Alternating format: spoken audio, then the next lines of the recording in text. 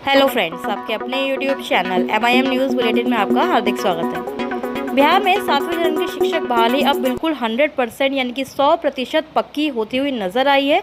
क्यों ऐसा हम कह रहे हैं, इस वीडियो में आपको बताएंगे। सबसे बड़ी जो खुशखबरी 7 फेज़ के अभ्यर्थियों के लिए, चाहे वे SCET अभ्यर्थी हों, सीटेड या फिर बिहार TET के जो वंचित अभ्यर्थी हैं वे हों, सभी जो इंतज़ार कर रहे हैं 7वें चरण का कि नियुक्तियां कब शुरू होंगी, कितनी नियुक्तियां होंगी, ये सारी ही चीज़ें बिल्कुल अब क्लियर हो गई है। पिक्चर बिल्कुल क्लियर है, क्योंकि स्वयं जो मुख्यमंत्री हैं बिहार के नीतीश कुमार, उनके द्वारा अब ये घोषणा कर दी गई है कि 7वें चरण की नियुक्तियां बहुत जल्द होने वाली हैं। उनका जो ये बैनर है वो सामने आया है, और जब भी ये बैनर उनके द्वारा शो कराया जाता है तो 100% वह बहाली जो है पूरी होती है, अपने अंजाम तक पहुंचती है। तो इस वीडियो में हम यही बात करने वाले हैं। साथ ही आपको बताएंगे जो शिक्षा विभाग के नए अपर मुख्य सचिव बने हैं दीपक सिंह, उन्होंने भी अपनी कुर्सी संभाल ली है। उनके द्वारा क्या कुछ आश्वासन दिया गया है अभ्यर्थियों को, इसके बारे में भी आपको बताया जाएगा। लेकिन सबसे बड़ी जो खुशखबरी है वह 7 फेज़ के लिए माध्यमिक स्कूलों के लिए, यानी कि माध्यमिक जो अभ्यर्थी हैं, यानी कि SCET अभ्यर्थी, उनके लिए सबसे बड़ी खुशखबरी है, क्योंकि बहुत जल्द ही अब बहाली प्रक्रिया स्टार्ट होने वाली है। नीतीश कुमार के इस बैनर पर नज़र डालेंगे तो देखिए, आपको लिखा है यहाँ पर, देखेंगे आप कि शिक्षित होगा बिहार, मिलेंगे रोजगार, सुनहरे भविष्य के लिए प्रतिबद्ध है नीतीश सरकार। तो इस तरह के दावे, इस तरह के वादे तो हमने बहुत बार मुख्यमंत्री, शिक्षा मंत्री से सुने हैं। लेकिन देखिए, इसके आगे आपको क्या देखने को मिलेगा। यहाँ लिखा है कि 7वें चरण में 83,000 से ज़्यादा शिक्षकों की नियुक्तियाँ होनी है, और लगभग 5425 माध्यमिक स्कूलों में होगी 6 शिक्षकों की नियुक्ति। तो ये भी बहुत बड़ी अपडेट है कि माध्यमिक स्कूल जितने भी हैं उनमें कम से कम 6 शिक्षकों की नियुक्ति का जो प्रावधान है, जो विचार है, वह बिहार सरकार के द्वारा किया गया है। कंप्यूटर शिक्षक की अगर बात करें, क्योंकि कंप्यूटर टीचर्स की भी बहुत ज़्यादा कमी है, आप लोगों को पता है, उसके 1000 पद सृजित हुए हैं, ऐसा इन्होंने यहाँ पर बताया गया है। लगभग 6000 +2 स्कूलों में भी होंगी 50,000 के करीब नियुक्तियाँ। तो ये तो हम लोग जानते हैं कि माध्यमिक और उच्च माध्यमिक, यानी कि जो SCET अभ्यर्थी है, उनके लिए बहुत सारी रिक्तियाँ जो है बिहार में अवेलेबल हैं, क्योंकि बहुत सारे स्कूल्स अपग्रेड हुए और लगातार अभ्यर्थी यही प्रयास कर रहे हैं कि 7 फेज़ जल्द से जल्द स्टार्ट करवाया जाए। तो उसकी देखिए पुष्टि हो गई है। अब ये बिल्कुल तय है, बिल्कुल पक्का है कि जैसे ही ये चुनाव का जो नगर निकाय के चुनाव है, उसके बाद या फिर उससे पहले भी 7 फेज़ की घोषणा माध्यमिक के अभ्यर्थियों के लिए की जा सकती है। और दूसरी तरफ हम यह भी तो देख ही रहे हैं कि पटना के गर्जनी बाग में जो प्रारंभिक अभ्यर्थी हैं, उनके द्वारा भी लगातार आंदोलन, धरना प्रदर्शन किया गया है। तो हो सकता है कि इसके बाद अगला जो बैनर आए, अगली जो घोषणा हो मुख्यमंत्री नीतीश कुमार के द्वारा, वह प्रारंभिक बहालियों को लेकर भी की जाए। लेकिन माध्यमिक, उच्च माध्यमिक अभ्यर्थियों के लिए ये सबसे बड़ी खुशखबरी हम कह सकते हैं, क्योंकि उनको ही बहुत ज़्यादा प्रॉब्लम्स भी आई हैं। SCET मामले में रिज़ल्ट नहीं आया, उसके बाद सर्टिफिकेट नहीं मिला, हज़ारों कोर्ट केसेस चल रहे हैं, लेकिन फिर भी ये बहाली की जो घोषणा हुई है मुख्यमंत्री द्वारा, ये बहुत बड़ी अपडेट है। इससे आप लोग बिल्कुल निश्चिंत हो सकते हैं कि हाँ, अब बहाली प्रक्रिया शुरू होगी। आज के अखबारों ने भी इसको प्रकाशित किया था कि 7वें चरण में हाई व +2 स्कूलों में 83,000 से अधिक शिक्षक नियुक्त होंगे। तो इस तरह की खबरें तो हम कई बार देख ही चुके हैं। अखबारों के माध्यम से जितनी भी खबरें आती हैं, उनसे हम आपको रूबरू कराते ही रहते हैं। भले ही वीडियो नहीं आ पाती है, लेकिन कम्युनिटी सेक्शन में आपको सारी ही अपडेट्स हमारे चैनल के माध्यम से लगातार दी जाती है। तो ये खबरें आप लोग, पेपरबाजी होती है, माध्यमिक, उच्च माध्यमिक के लिए होती है, कभी प्रारंभिक की रिक्तियों की बात होती है, तो ये तो खबरें आती ही रहती हैं।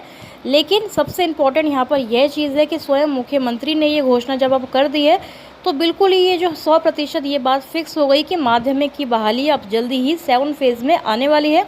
और क्योंकि प्रारंभिक के अभ्यर्थी भी लगातार वहाँ डटे हुए हैं, तो उनको जो अपर मुख्य सचिव हैं शिक्षा विभाग के, जो अभी अभी नए बने हैं दीपक कुमार सिंह, उन्होंने देखिए कमान संभाल लिए, तो उनके द्वारा भी आश्वासन दिया जा रहा है कि जल्दी ही 7 फेज़ को वह स्टार्ट करवाएंगे। और जो शिक्षा विभाग के जो पहले पूर्व अपर मुख्य सचिव है संजय कुमार, उनके द्वारा भी ये चीज़ें सारी जो है फॉरवर्ड कर दी गई हैं दीपक कुमार सिंह को, कि किस प्रकार से जो बहाली प्रक्रिया है उसके लिए अभ्यर्थियों का आंदोलन, धरना वगैरह चल रहा है। और ऑनलाइन सेंट्रलाइज बहाली की जो मांग है, साथ ही डोमिसाइल नीति की जो मांग है, सारी ही चीज़ें दीपक कुमार सिंह के नॉलेज में है, और जल्द से जल्द वह भी इस पर कोई ना कोई अपना जो बयान है जारी करेंगे। अभी 1-2 दिन लगेंगे उनको सारी चीज़ें समझने में, तो फिर देखते हैं कि आगे क्या कुछ आएगा। लेकिन अभी की सबसे बड़ी अपडेट यही है कि नीतीश कुमार द्वारा ये घोषणा कर दी गई है। 5425 माध्यमिक स्कूलों में 6 शिक्षकों की नियुक्ति होनी है। वहीं 6421 +2 स्कूलों में 49,000 नियुक्तियाँ होने वाली हैं।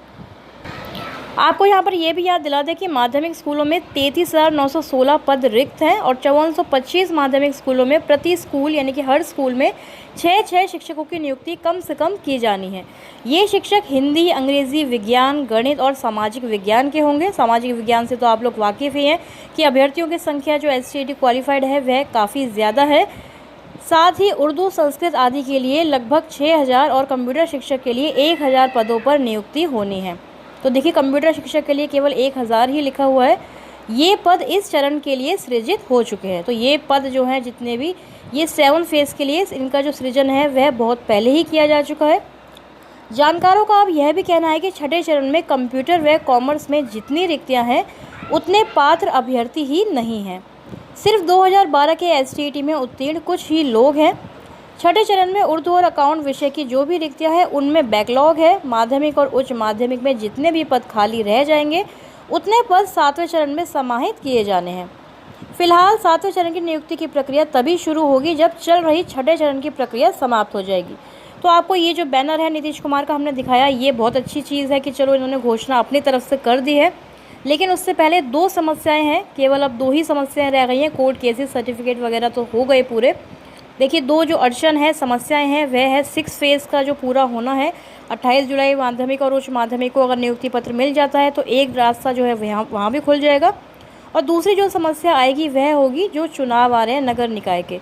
तो ये 2 समस्याओं का निवारण भी सरकार जल्द से जल्द करेगी अब, क्योंकि स्वयं मुख्यमंत्री द्वारा ये घोषणा अब कर दी गई है कि 7वें चरण की बहाली वह स्टार्ट करेंगे। कितने पदों के लिए करेंगे, कितनी रिक्तियाँ आ रही हैं, किस स्कूल में कितने शिक्षक होंगे इत्यादि। तो विशेषकर यहाँ पर जो न्यूज़पेपर है इसमें यह भी लिखा है कि 7वें चरण में विज्ञान विषयों, भौतिकी, रसायन शास्त्र यानी कि केमिस्ट्री हो, जूलॉजी हो, बॉटनी हो, मैथ्स हो और अंग्रेज़ी, इस पर विशेष फोकस रहेगा। तो जो भी अभ्यर्थी STET पेपर 2 में इन सब्जेक्ट्स में पास हुए हैं तो वह तो बिल्कुल 100% ये मान लें कि उनकी नियुक्ति होनी ही है, भले ही अपने ज़िले में हो या फिर दूसरे ज़िले में हो। 7वें चरण के लिए बेहद पारदर्शी सिस्टम भी तैयार किया गया है, हालांकि इसकी अभी घोषणा होनी बाकी है। तो देखिए, जो पारदर्शी सिस्टम है, तो पारदर्शी सिस्टम तो वही हो सकता है कि ऑनलाइन मोड में प्रक्रिया हो, सेंट्रलाइज बहाली हो। तो यही जो है पारदर्शी सिस्टम कहलाएगा। इसकी घोषणा होनी और बाकी है। बाकी नियुक्तियों की और पदों की घोषणा मुख्यमंत्री द्वारा कर दी गई है। तो फ्रेंड्स, अभी के लिए यही बड़ी अपडेट थी कि मुख्यमंत्री द्वारा ये जो 7वें चरण का ऐलान एक तरह से कर दिया गया है, घोषणा पूरी कर दी गई है। तो सुनहरा भविष्य हो, 7वें चरण जल्द से जल्द स्टार्ट हो, इसी कामना के साथ इस वीडियो को मैं अभी एंड करती हूँ।